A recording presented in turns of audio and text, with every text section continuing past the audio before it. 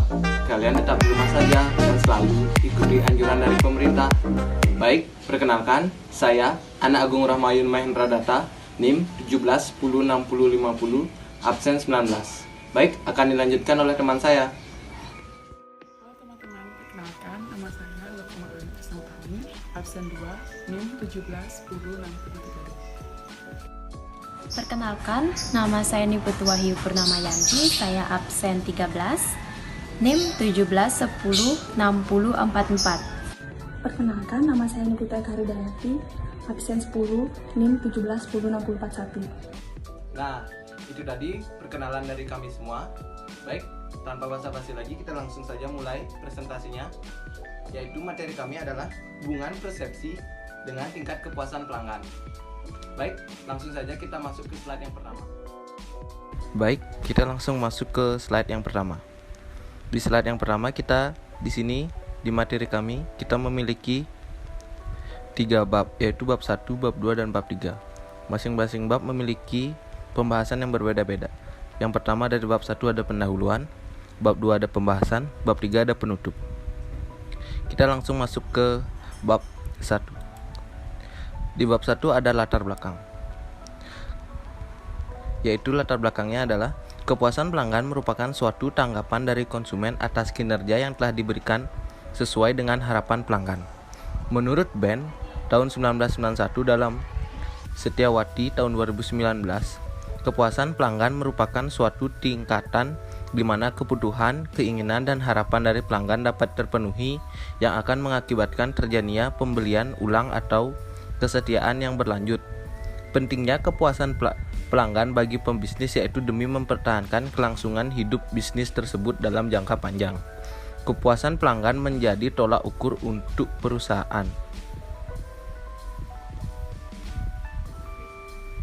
Baik, kita lanjut ke bab 2. Di bab 2 kita memiliki 5 pembahasan, yaitu yang pertama pengertian kepuasan pelanggan, yang kedua pengertian persepsi, yang ketiga metode pengukuran kepuasan pelanggan, yang keempat faktor-faktor yang mempengaruhi, nomor 5 hubungan persepsi pelanggan dengan tingkat kepuasan pelanggan. Baik, saya akan melanjutkan pengertian kepuasan pelanggan. Menurut Sedan Wilton 1988 dalam Cetono 2012-311, kepuasan pelanggan merupakan respon pelanggan terhadap evaluasi persepsi atas perbedaan antara harapan awal sebelum pembelian atau standar kinerja lainnya dan kinerja aktual produk sebagaimana dipersepsikan setelah memakai atau mengkonsumsi produk bersangkutan. Pengertian persepsi. Pengertian persepsi menurut para ahli. Menurut Bimo Walgito, pengertian persepsi adalah suatu proses yang didahului oleh pengindarian, yaitu merupakan proses yang berwujud diterimanya stimulus oleh individu melalui alat indera atau juga disebut sensoris. Persepsi mempunyai sifat subjektif karena bergantung pada kemampuan dan keadaan dari masing-masing individu, sehingga akan ditafsirkan berbeda oleh individu yang satu dengan yang lainnya. Baik, selanjutnya akan dilanjutkan. Baik, selanjutnya di sini saya akan menjelaskan mengenai metode pengukuran kepuasan pelanggan. Yang pertama yaitu sistem keluhan dan saran.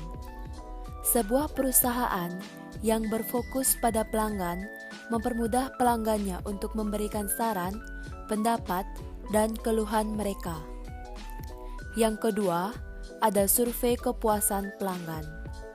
Umumnya, banyak penelitian mengenai kepuasan pelanggan dilakukan dengan menggunakan metode survei, baik melalui pos, telepon, maupun wawancara pribadi. Yang ketiga ada ghost shopping. Metode ini dilaksanakan dengan cara mempekerjakan beberapa orang atau ghost shopper untuk berperan atau bersikap sebagai pelanggan potensial produk perusahaan dan phishing. Dan yang keempat, ada lost customer analysis, di mana pihak perusahaan berusaha menghubungi para pelanggannya yang sudah berhenti menjadi pelanggan atau beralih ke perusahaan lain.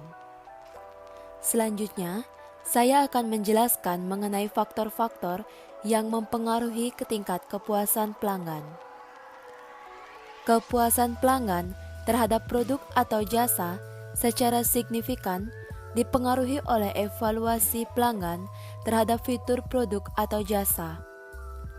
Untuk jasa perbankan, fitur yang penting meliputi karyawan yang sangat membantu dan sopan, yang ruang transaksi yang nyaman, sarana pelayanan yang menyenangkan, dan sebagainya. Pelanggan lain, keluarga, dan rekan kerja. Kepuasan pelanggan jasa dipengaruhi oleh orang lain. Misalkan, kepuasan terhadap perjalanan liburan keluarga adalah fenomena yang dinamis, dipengaruhi oleh reaksi dan ekspresi oleh anggota keluarga selama liburan. Dilanjutkan adanya persepsi terhadap kewajaran, keadilan atau equity and fairness. Kepuasan pelanggan juga dipengaruhi oleh persepsi pelanggan terhadap kewajaran dan keadilan. Yang ketiga, ada emosi pelanggan. Emosi juga dapat mempengaruhi persepsi pelanggan terhadap produk jasa. Emosi ini juga dapat stabil, seperti keadaan pikiran atau kepuasan hidup. Dan yang keempat, ada atribusi untuk keberhasilan atau kegagalan jasa, di mana atribusi penyebaban yang dirasakan dari suatu peristiwa yang mempengaruhi persepsi dari kepuasan. Ketika pelanggan dikejutkan dengan hasil atau jasa yang lebih baik atau lebih buruk dari yang diharapkan, pelanggan cenderung untuk melihat alasan, dan penilaian mereka terhadap alasan dapat mempengaruhi kepuasan tersebut. Baik, selanjutnya akan dilanjutkan oleh teman saya. Baik, selanjutnya hubungan persepsi pelanggan dengan tingkat kepuasan pelanggan. Rumus keseimbangan ini ada 3 kemungkinan yang terjadi. Yang pertama, service quality kurang dari expectation. Hal ini berarti pelayanan yang diberikan jelek.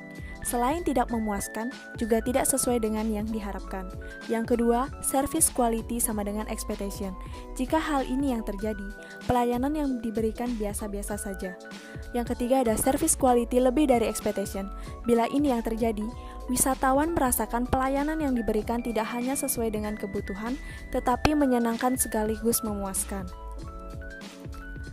Selanjutnya, kesimpulan yang dapat saya sampaikan, pada dasarnya, kepuasan dan ketidakpuasan pelanggan atas produk akan berpengaruh pada pola perilaku selanjutnya.